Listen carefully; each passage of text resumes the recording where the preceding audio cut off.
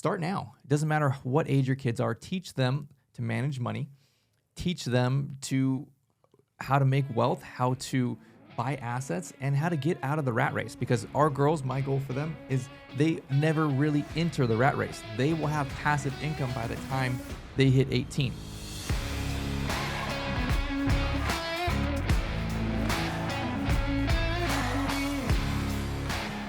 Welcome back to The Donkey and the Bee with your hosts, Brett and Laura Chotkevys, where we talk all things marriage, entrepreneurship, and finances. And today we have our two special guests back, our daughters, Brooklyn, who's age 11, and Blakely, who's age 9. We have them back on the show to discuss money management. That's right. So we've been talking about how the girls started with the lemonade stand, how they made some good money, how they got the bug for entrepreneurship, how they transitioned into a jewelry business that is growing and thriving, and they're making great money. So we're going to talk today and interview them about how we taught them and hear really the parent and the kid's perspective on money, how we showed them how to split their money, cash flow management, how to really save to invest. And they're at a point now where we are looking for their first rental property. They are, 11 and 9 and ready to purchase their first investment. So really this comes back to the principle that we live for ourselves, creating financial freedom through buying assets. And it is never too young, never too early for your kids to get started in that. So we're sharing this journey kind of behind the scenes, how we taught them how to manage their money. And literally we started when they were lemonade standing it at 4 and 6 years old.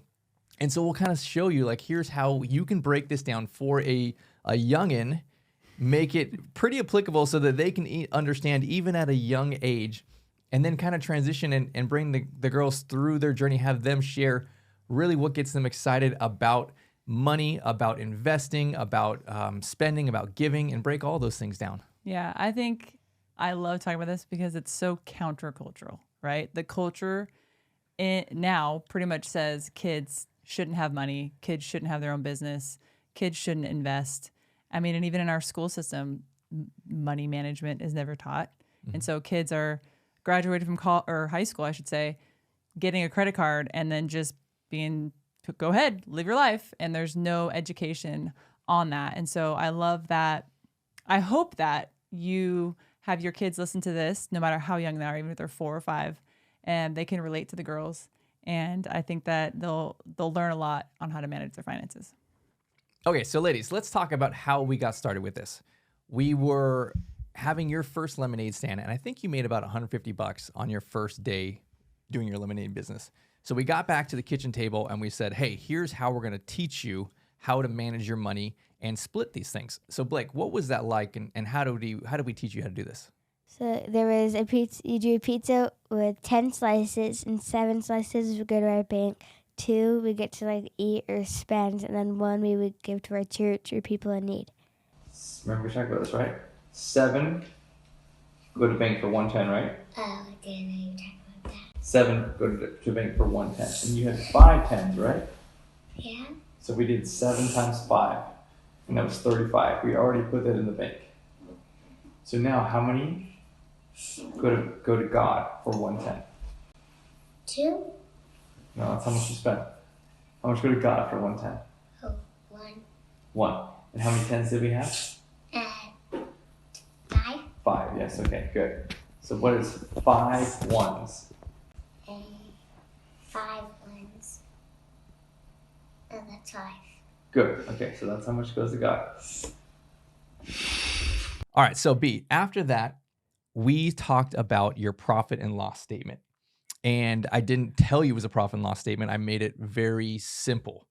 And you were 6 years old. So I broke it down this way. I said, okay, we have a sheet of paper here, and I drew the paper into 3 sections, right? A top section, a middle section, and a bottom section. And so I said, okay, here's your top line number, here's your middle line number, and here's your bottom line number. So can you break down what you learned from that? So basically the top line was our income, which was about $150. The middle line is our expenses, which was about $30. And then our bottom line was our profit, which was $120. Okay, so this first day of the lemonade stand, you made the 150. Your net profit was $120. So because you made $120, we said, okay, we're going to split this $120, right? We're going to split it into these categories that we have, right?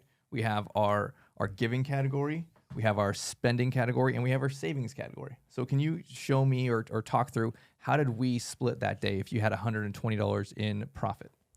So out of the $120, we had 12 pizzas, which means we were going to put in our bank about $84. We were going to spend about $24 and give to our church about $12. Okay, so we were breaking it down, and we split these pizzas, right? So 1, 2, and 7. So then it was just a multiple of how many pizzas you had. So it was 1 times 12, 2 times 12, 7 times 12, which I think, you were using a calculator at that age, and you were figuring that kind of stuff up. So it made it pretty easy for you to understand. And we had the envelope system going at this time because it was all cash, and we were just splitting these things into multiple different envelopes. And tell me, what did you like? Which envelope was your favorite? Giving, saving, or spending? My favorite is spending because I like money. Okay. Because you like to spend money. Okay. All right. What about you, Blake? Same thing she said. Yeah, you like the spending money. Kids do. So I think it's important that young people learn these things early. Cash flow management, but it also gives them the opportunity to experience new things that really adults only get to, like generosity, savings, investing, going to Target or the store and having your own cash in your pocket to spend. And really, kids don't really have that opportunity until maybe high school or till they're out of the house. And it's almost like sports, right? The kids get to try new sports. This is almost the same kind of way. Like they may have a knack for business. They may have a knack for finances. And you should get them involved in that early and give them really the experience of learning money and managing money.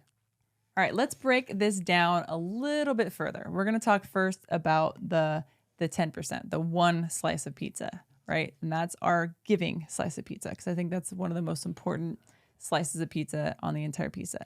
So, Brooklyn, what has it been like being able to be generous with the money that you've made from your business?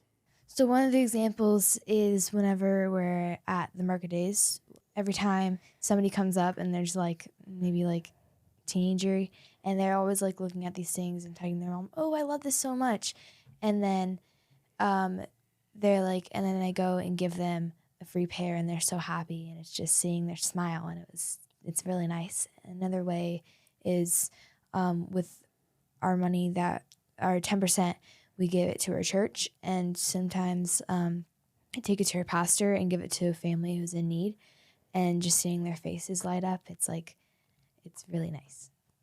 Yeah, you're able to make a big difference to a lot of people by being so generous. And you love it.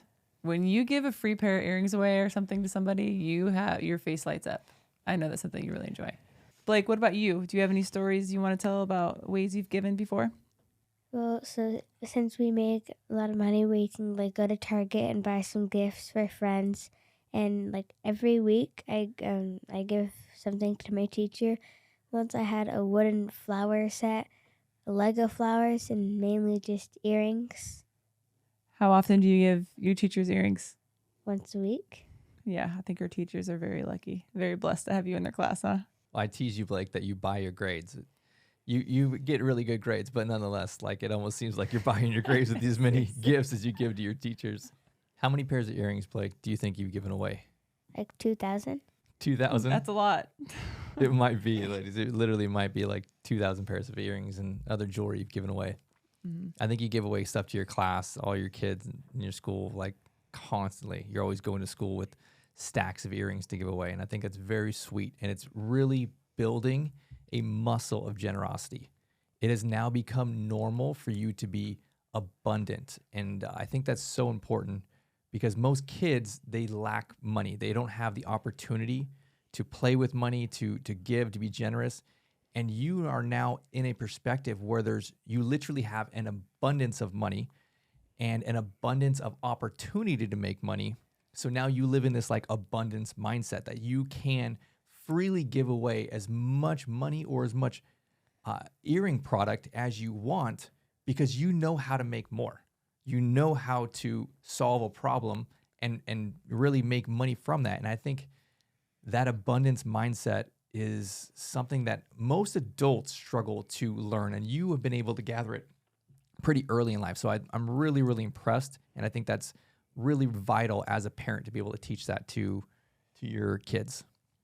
So Blake, you save 70% of your money. Can you talk about how you do that and what you actually do?